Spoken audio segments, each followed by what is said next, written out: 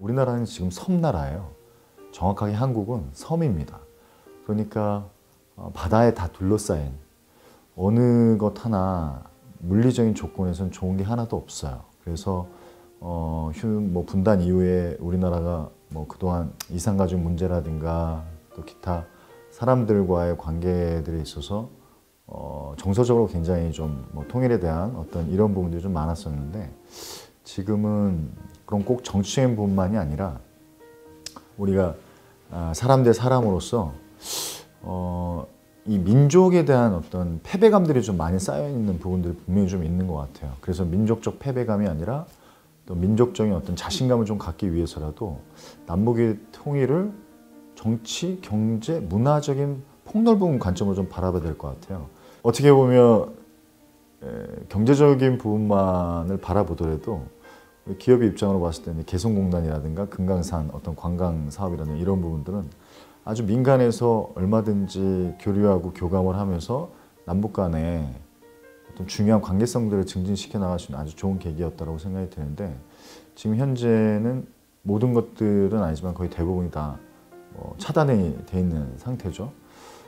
저는 한중일 관계에서도 그렇지만 우리가 북한의 어떤 노동력, 기술력 이런 부분들에 대해서 만약에 통일을 전제로 한다 그러면 그 어느 나라보다 대단한 어떤 그 민족적인 어떤 자신감을 좀 갖게 되지 않을까.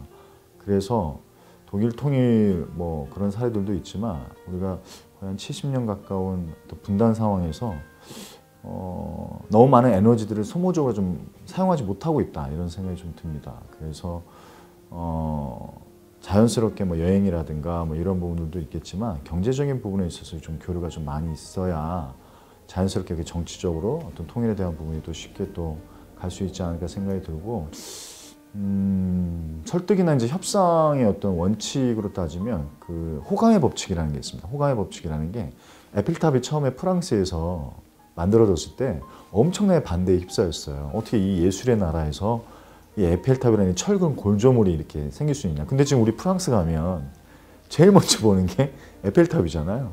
좀 마찬가지인 것 같아요.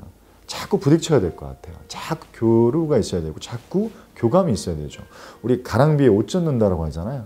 자꾸 건수를 만들어야 돼요. 근데 그거를 너무 많은 계산과, 그래서 전문가들이 좀 빠지고 전 일반인들이 오히려 어떤 교감과 교류들이 일어났을 때 생각보다 진척도가 좀 빠를 것 같다는 생각이 좀 들고요. 소통에 대한 방법도 그래서 너무 많은 계획들을 세우기보다는 자연스럽게 민간에서 했던 교류 교감, 그래서 예술에 대한 부분으로 좀 시작을 했으면 좋겠어요. 너무나 훌륭한 예술가분들이 많으시거든요. 남북한에 다 통틀어서. 근데 거기서 이제 이데올로기를 좀 배제할 수 있는 노력들을 하면서 우리 요괴 때 아픔들이 있잖아요. 굉장히 존경받는 예술가분들이 납북되는 과정에서 그분들이 납북이 됐기 때문에 사실 이데올로기적으로 덮어 씌워지면서 우리 남한에서조차 평가를 제대로 못 받고, 또 반대로 또 북에 계신 분들이 또 남한으로 내려와서 북에서 제대로 평가를 못 받고, 그래서 그런 부분들의 문화적인 부분들, 예술적인 부분들, 더구나 체육에 대한 부분들, 이런 것들이 정말 많은 기반이 되고 토대가 되면 생각보다 엄청나게 빠른 속도로 저는 정치 경제적으로도 통일에 대한 어떤 전망들을 넣을 수 있다, 저는 이 생각이 듭니다. 그래서 가랑비에 옷 젖듯이 많은 건수들을 만들어낼 것 같아요. 네. 우리 스스로 남한 내에서도, 그러니까 우리 한국 내에서 먼저 자성의 노력들이 좀 필요할 것 같아요. 이젠 다형세의 시대잖아요. 이젠 서로 존중의 시대예요. 우리 스마트폰으로 이제 안 되는 게 없는 세상입니다. 말 그대로 지금 아마존이라든가 구글이라든가 자율주행차, 그리고 스마트 관련된 우주여행, 그런데 이런 다양성의 시대, 아직도 극단의 시대에 머물러 있는 것 같아요. 표현이 맞을지 모르겠지만 산업화 혹은 극단의 시대에 머물러 있다 보니까 조화의 시대, 균형의 시대, 유연성의 시대로 넘어오지 못하고 있는 거죠. 저는 그것에 있어서 학계뿐만이 아니라 기업, 정치, 경제, 사회, 문화적으로 이미 한국 내에서부터 먼저 반성이 좀 있어야 될 것 같아요. 처절한. 그래서 이거를 인문학적으로 표현하면 자기 파괴, 자기 부정, 자기 부인이 좀 먼저 돼야지, 그리고 나서 남북의 통일을 얘기하는 게 맞지. 야, 남북 통일을 어떻게 할래? 너무 기능적이고 기술적이죠. 그래서 스킬이 아니라 스피릿.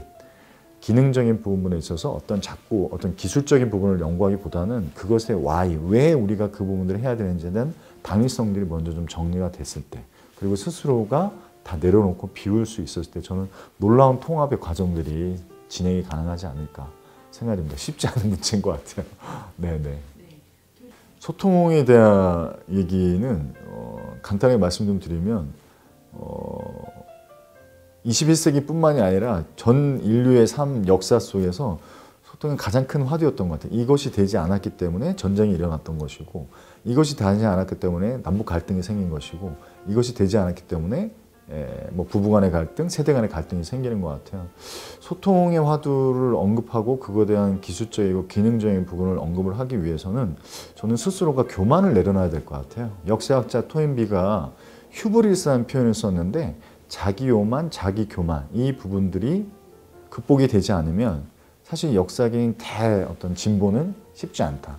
특히 리더가 그런 부분에 있어서 교만을 내려놔야 되는데, 아직까지 뭐 냉정히 말씀드리면 우리가 그런 부분에서 많은 부분을 내려놓지 못하고, 특히 기득권들이 탈레랑이라는 이제 프랑스 총리가 이런 얘기를 했어요. 한 마리의 사자가 이끄는 100마리의 양이 한 마리의 양이 이끄는 100마리의 사자보다 훨씬 무섭다. 저는 우리 국민성이 정말 대단하다고 생각합니다. 유전자가 다들 대단한 사자의 심장을 갖고 있는데, 리더분들이 소위 기득권, 소위 말하면 상층부의 어떤 리딩을 하고 계신 분들이 조금 그런 부분에서 사자의 심장을 못 갖고 계신 것 같아요. 좀 결단을 내려서 스스로가 뭐 통합을 하기 위해서 스스로를 먼저 부인할 수 있는, 그래서 좀 조심스러운 얘기인데, 소통에 대한 전제는 스스로의 부인에서부터 시작한다. 그리고 내가 나를 비웠을 때 이것이 온전히 들어올 수 있다.